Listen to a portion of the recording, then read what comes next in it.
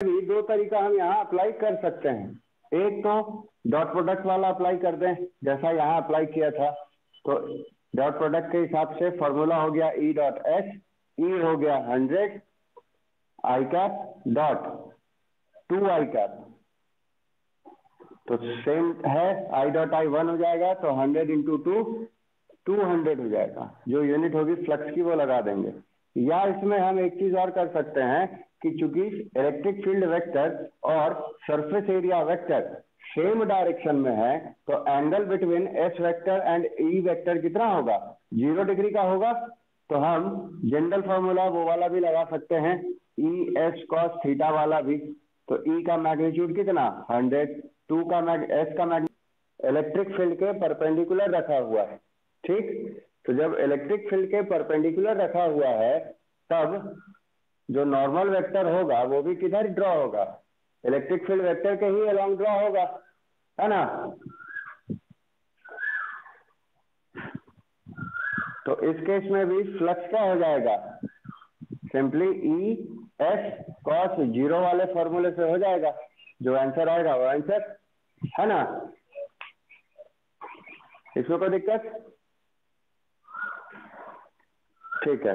अब इसी में क्या कर सकता है कि ये उसको रोटेट कर दे किसी एंगल पे। तो अगर जो सर्कुलर एरिया अभी परपेंडिकुलरली रखा हुआ था इलेक्ट्रिक फील्ड के साथ, जिस कारण से जो नॉर्मल वेक्टर है वो भी इलेक्ट्रिक फील्ड के ही अलोंग बन रहा है, अगर इसको रोटेट कर दें कुछ इस तरह से कि इस पर जो नॉर्मल यूनिट वेक्टर ड्रॉ हो वो इलेक्ट्रिक फील्ड के साथ कितना एंगल बनाए, तो मान लेते हैं क्योंकि इलेक्ट्रिक फील्ड तो इस डायरेक्शन में है, तो इलेक्ट्रिक फील्ड के साथ मान लेते हैं कि वो कितना एंगल बना रहा है, 60 डिग्री का बना रहा है।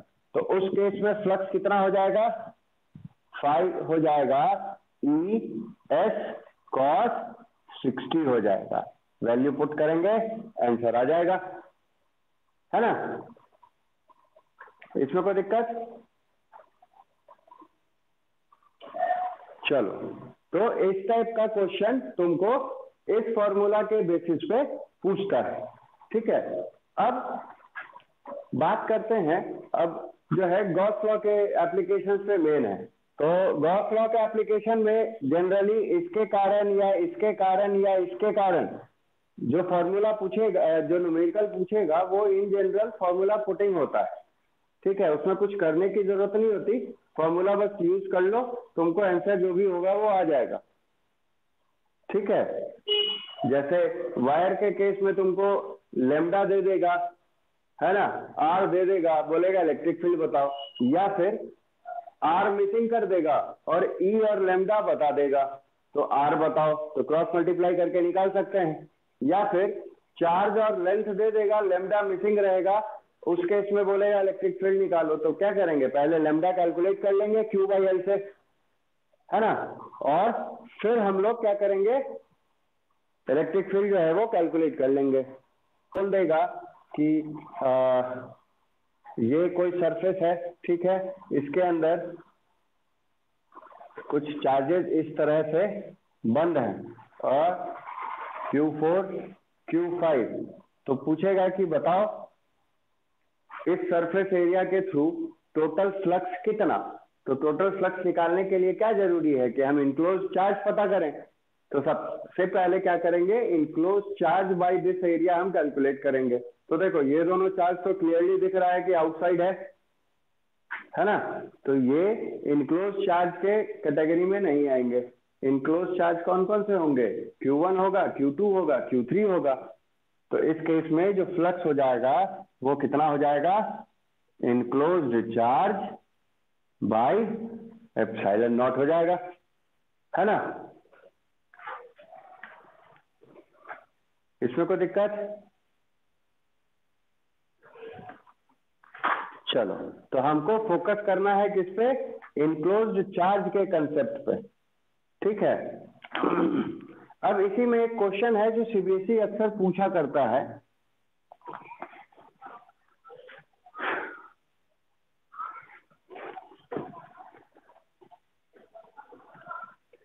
कि एक मान लो स्क्वायर है,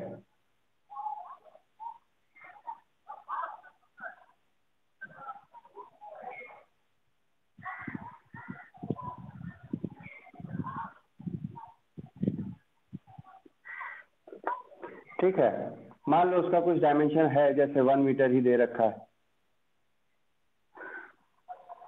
ठीक, और बोला है, या ऐसे क्वेश्चन के हिसाब से बात करें तो 10 सेंटीमीटर की बात करता है वो, जो बुक में क्वेश्चन है अक्सर ये पूछता ही है। तो पूछा है कि इस स्क्वायर के सेंटर से, ठीक है, 5 सेंटीमीटर हाइट ऊपर एक चार्ज है रखा हुआ क्यू, ठीक, चार्ज कहाँ रखा हुआ है, इस स्क्वायर प्लेट से के सेंटर से 5 सेंटीमीटर ऊपर, ठीक, तो ये हो गया तुम्हारा प्लेट का पोजीशन, ठीक, और हवा में यहाँ ऊपर लटका हुआ है वो चार्ज। तो पूछा है कि इस चार्ज के कारण इस प्लेट के थ्रू कितना फ्लक्स होगा, ठीक। तो हम क्या करते हैं ऐसे क्वेश्चंस में कि इस स्क्वायर को बेस मानते हुए हम एक क्लोज्ड सरफेस कंसीडर करते हैं, तो वो क्या होगा, गॉसियन सरफेस कहलाएगा।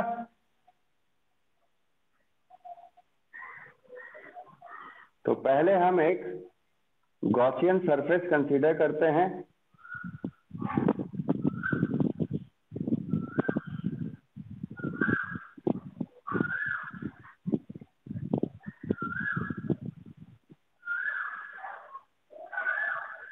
तो ये कैसा बनेगा, क्योंकि बेस स्क्वायर है तो ये क्यूब बनेगा, है ना।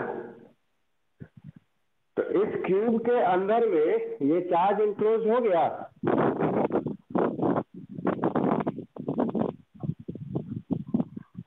तो सबसे पहले हम क्या करते हैं, टोटल फ्लक्स कंसीडर कर लेते हैं गॉस लॉ से। तो क्या होगा, total enclose charge by epsilon not, यही ना। तो ये है total flux through this Gaussian surface, जो कि कैसा शेप का है, क्यूब है। अब क्यूब में कितने सरफेस हैं, एक, पीछे से दूसरा, नीचे तीसरा, सामने से चौथा, और बाएं और दाएं से पांचवा और छठा, है ना। मतलब 6 फेसेस हैं, और 6 के 6 क्या होंगे, आपस में बराबर होंगे, यही ना होगा।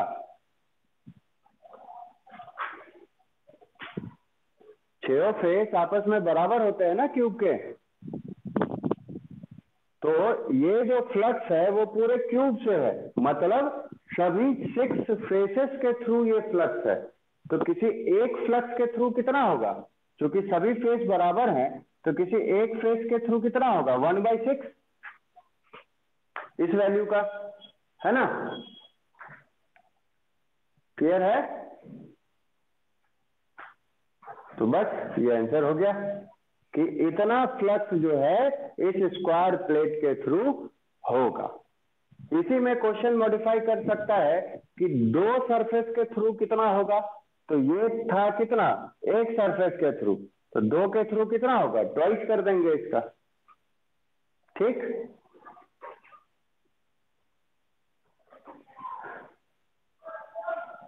क्लियर है सबको।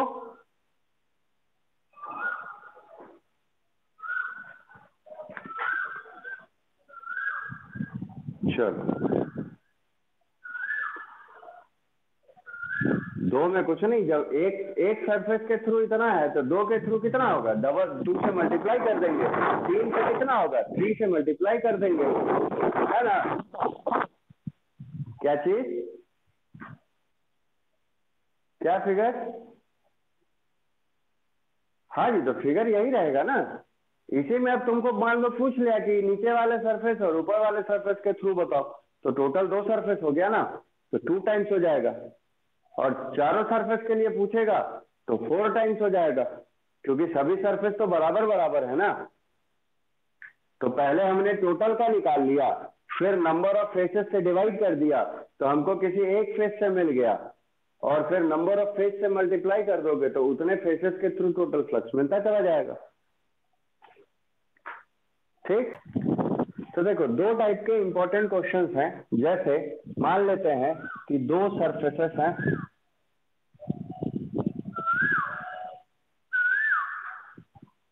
कुछ डिस्टेंस पे एक दूसरे से सेपरेटेड है।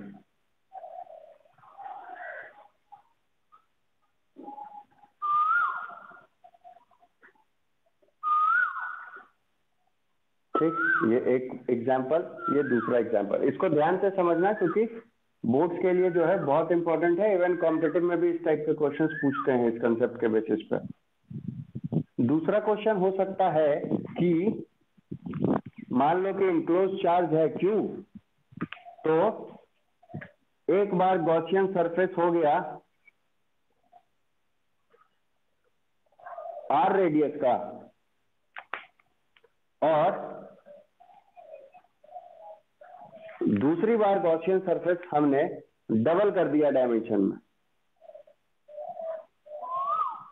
मतलब अब गॉसियन सरफेस हो गया 2R रेडियस का। तो जो पहला केस में फ्लक्स होगा, दूसरा केस में फ्लक्स होगा, इसमें कुछ चेंज होगा कि नहीं होगा, इस टाइप का बात पूछता है। ठीक, तो देखो सबसे पहले तो इस केस को देख लेते हैं। तो मान लो कि इस पहले केस में दोनों पे ही सेम तरह के चार्ज डिस्ट्रीब्यूशन है। ठीक है, या तो दोनों पे पॉजिटिव हो या फिर दोनों पे नेगेटिव हो। ठीक, और दूसरे केस में एक पे प्लस मान लेते हैं, एक पे माइनस मान लेते हैं, मीन्स अपोजिट पोलैरिटी के चार्ज डिस्ट्रीब्यूशन है। तो इस केस में इस रीजन में मतलब बाईं तरफ दोनों प्लेट के बीच में, और दाईं तरफ, बाईं तरफ दोनों के बीच में और दाईं तरफ इलेक्ट्रिक फील्ड कितना होगा ये हमको कैलकुलेट करना है। ठीक, तो कैसे कैलकुलेट करेंगे? तो देखो सबसे पहले तो डायरेक्शन चेक करना शुरू करो। इस प्लेट के कारण जो चार्ज शीट था उसका फॉर्मूला या तो ये है या तो ये है। तो जो भी क्वेश्चन में अगर बोल देगा कि थिन है या थिक है, तब तो हम उस हिसाब से फॉर्मूला इस्तेमाल कर लेंगे। लेकिन अगर नहीं कुछ बोलता है तो हम इन जनरल थिन शीट को लेकर चलते हैं। ठीक, तो थिन शीट के केस में इलेक्ट्रिक फील्ड का फॉर्मूला क्या है? सिग्मा बाई 2 एप्सिलॉन नॉट है, यही ना है। और पॉजिटिव चार्ज के लिए इलेक्ट्रिक फील्ड क्या होता है? अवे फ्रॉम चार्ज होता है कि टुवर्ड्स चार्ज होता है? अवे फ्रॉम चार्ज होता है ना। तो देखो उस फॉर्मूले को और चार्ज के कारण फील्ड के डायरेक्शन को ध्यान में रखते हुए हम इन दोनों शीट के कारण फर्स्ट, सेकंड, थर्ड रीजन में जो है इलेक्ट्रिक फील्ड कैलकुलेट करते हैं। इसमें हमको एक और बात ध्यान देनी होगी कि थ्योरी क्लास में डिस्कस किया था कि चार्ज शीट के केस में जो इलेक्ट्रिक फील्ड होगा वो चार्ज शीट से डिस्टेंस से इंडिपेंडेंट होता है। मीन्स जिस भी पॉइंट पे हमको इलेक्ट्रिक फील्ड निकालना है चार्ज शीट के कारण, वो चार्ज शीट से कितनी दूरी पे है उससे कोई फर्क नहीं पड़ता, है ना। हर जगह वो कितना होगा? सिग्मा बाई 2 एप्सिलॉन नॉट ही होगा, यही ना होगा। ठीक है ये बात, क्योंकि फॉर्मूले में कहीं भी आर प्रेजेंट नहीं है, इसलिए इंडिपेंडेंट ऑफ डिस्टेंस होता है इलेक्ट्रिक फील्ड चार्ज शीट का। ठीक, तो देखो इस रीजन में इसके कारण चाहे इसके कारण, दोनों के कारण, दोनों पे जो कि पॉजिटिव फील्ड्स है, पॉजिटिव चार्जेस हैं, तो दोनों के कारण जो इलेक्ट्रिक फील्ड होगा, ये मान लो फर्स्ट प्लेट, ये मान लो सेकंड प्लेट, है ना। तो इसके कारण भी जो इलेक्ट्रिक फील्ड होगा वो किधर होगा? Away from sheet. इसके कारण भी जो यहाँ इलेक्ट्रिक फील्ड होगा वो क्या होगा? अवे फ्रॉम शीट ही होगा, है ना। तो दोनों का डायरेक्शन क्या है? सेम है, इसलिए जुट जाएगा। तो नेट फील्ड यहाँ कितना मिल जाएगा? इसके कारण भी sigma by 2 epsilon not plus इसके कारण भी sigma by 2 epsilon not, add करके आंसर निकाल लेंगे, है ना।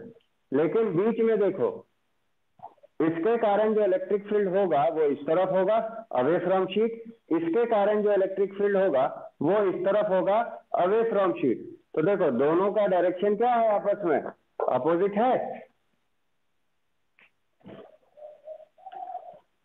तो डायरेक्शन अपोजिट होगा ही, और फॉर्मूला के हिसाब से मैग्नीट्यूड बराबर होना ही है। क्योंकि दोनों पे चार्जेस का अमाउंट सेम होगा तो चार्ज डेंसिटी का भी अमाउंट सेम होगा, क्योंकि सरफेस एरिया सेम कंसीडर होते हैं, मीन्स आइडेंटिकल प्लेट्स हैं। तो उस केस में क्या करेंगे, ये एक दूसरे को कैंसिल आउट कर देंगे। तो इस केस में जो नेट फील्ड मिलेगा वो कितना मिलेगा, 0। मतलब दोनों प्लेट के बीच में फील्ड कितना होगा, 0 होगा, अगर दोनों प्लेट पे सेम पोलैरिटी का चार्ज है। ठीक है। अब दाईं तरफ देखते हैं, तो दाईं तरफ भी देखो, इस प्लेट के कारण इलेक्ट्रिक फील्ड इस तरफ होगा, अवे फ्रॉम शीट। तो इवन इसके कारण भी जो इलेक्ट्रिक फील्ड होगा वो किधर होगा, अवे फ्रॉम शीट ही होगा। तो दोनों का डायरेक्शन सेम हो गया, तो क्या होंगे, ये दोनों जुट जाएंगे। तो यहाँ भी टोटल इलेक्ट्रिक फील्ड कितना मिल जाएगा, दोनों के फील्ड का सम मिल जाएगा। तो जोड़ के हम निकाल लेंगे। क्लियर, क्लियर है सबको।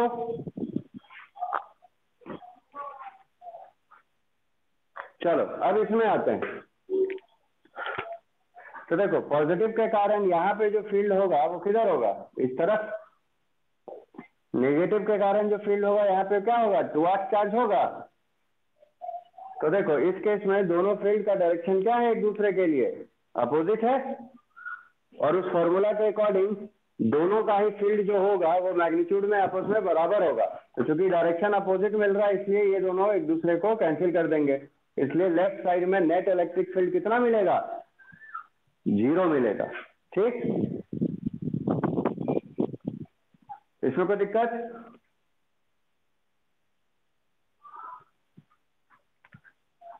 बाकी बच्चा। चलो बीच में देखते हैं। तो बीच में देखो पॉजिटिव का फील्ड इस तरफ, तो ये 1 हो गया। नेगेटिव का फील्ड भी क्या होगा, टुवर्ड्स शीट ही होता है ना, टुवर्ड्स चार्ज होगा। तो इस केस में तो देखो दोनों का डायरेक्शन क्या मिल रहा है, सेम मिल रहा है, इसलिए क्या होंगे, जुट जाएंगे। तो इस केस में टोटल फील्ड हम फॉर्मूला अप्लाई करके निकाल लेंगे, हो जाएगा। चलो अब राइट साइड देखते हैं। तो इस पॉजिटिव चार्ज शीट का फील्ड अवे फ्रॉम चार्ज, इस नेगेटिव का फील्ड टुवर्ड्स चार्ज। तो देखो अगेन ये दोनों एक दूसरे के क्या है, अपोजिट डायरेक्शन में है। तो चूंकि मैग्नीट्यूड बराबर होगा इसीलिए ये एक दूसरे को क्या करेंगे, कैंसिल आउट कर देंगे, इसलिए 0 फील्ड मिलेगा। ठीक,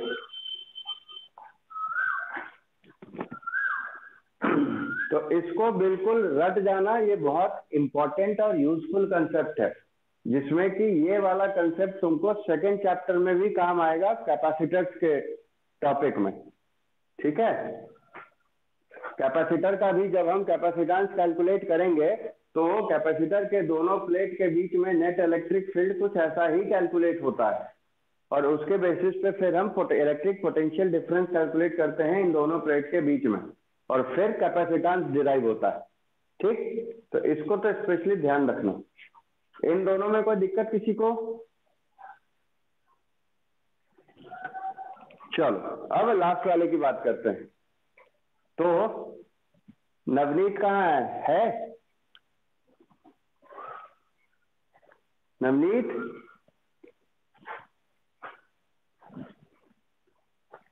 नहीं है। सौरभ, सौरभ है? सौरभ तुम्हारे पास अगर मान लो 1000 रुपए है और तुमने 1000 रुपए निकाल के अपने पॉकेट में रखा और फिर 1000 रुपए निकाल के उसी 1000 को बोरे में बंद कर लिया, अमाउंट में कोई अंतर पड़ेगा? नहीं पड़ेगा, है ना। तो जब फॉर्मूला होता है फ्लक्स का कितना, Q बाई एप्सिलॉन नॉट, तो एप्सिलॉन नॉट तो यहाँ पे फिक्स वैल्यू का है, ये तो कांस्टेंट होता है, ये बदलना नहीं है। तो जब तक इनक्लोज्ड चार्ज नहीं बदलेगा तब तक फ्लक्स में कोई चेंज होगा नहीं होगा। तो देखो इनक्लोज्ड चार्ज तो दोनों केस में सेम है ना, भले ही हमने गॉसियन सरफेस का साइज डबल कर दिया, उससे क्या फर्क पड़ेगा, इनक्लोज्ड चार्ज तो सेम है ना। तो जब इनक्लोज चार्ज सेम है तो गॉसियन सरफेस छोटा करो चाहे बड़ा करो, फ्लक्स हमेशा सेम होगा, फ्लक्स में कोई चेंज नहीं आएगा। ठीक है, क्लियर है?